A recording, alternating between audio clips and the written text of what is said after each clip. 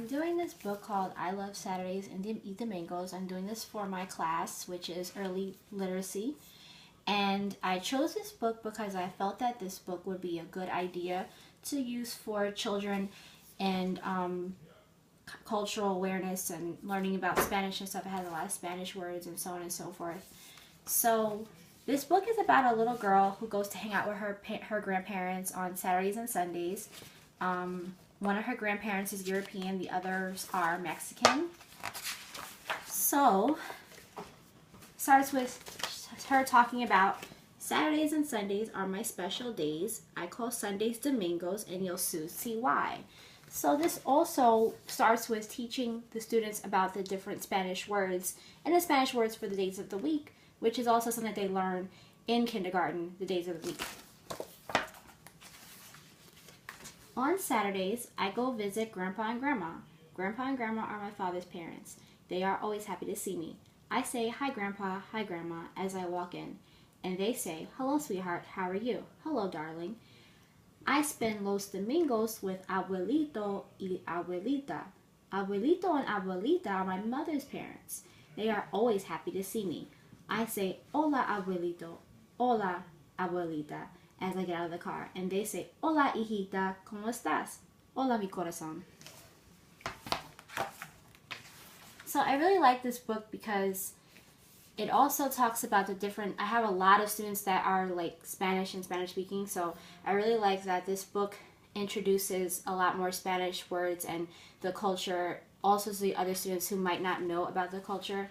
And it also could help students that are just coming into the school. Like I have a student that's new that speaks Spanish, and I was hoping that it would make him feel more comfortable as well because we're using more Spanish words and talking about things that he might be familiar with.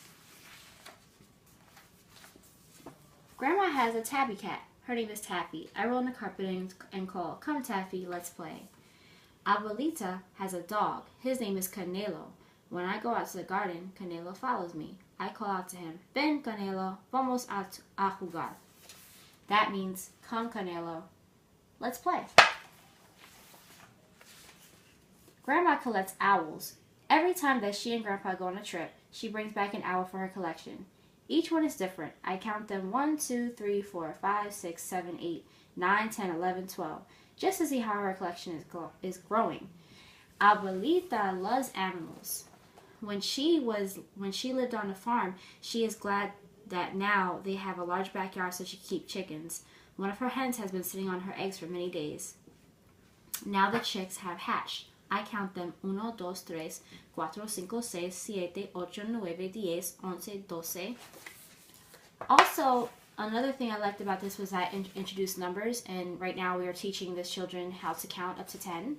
So this also introduced numbers in Spanish as well, so that when they do take their Spanish instruction, which they get twice a week, they could also have familiarize themselves with the numbers in Spanish. So I liked that as well because that kind of gives them a little bit of an extra lesson. So basically she just talks about her grandparents and what she likes to do with them on both sides of the family, as well as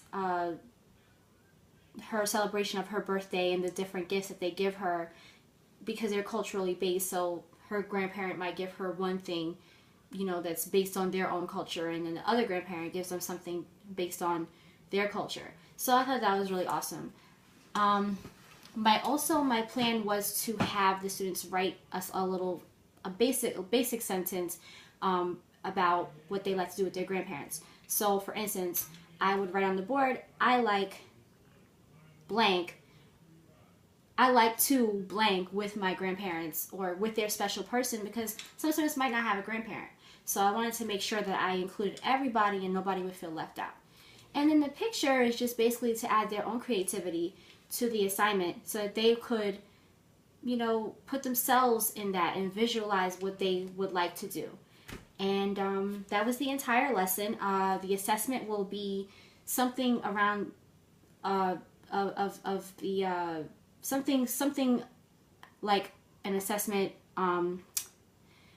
like an assignment based on maybe a matching, something about grandparents, something about counting, anything just to kind of piggyback off the lesson.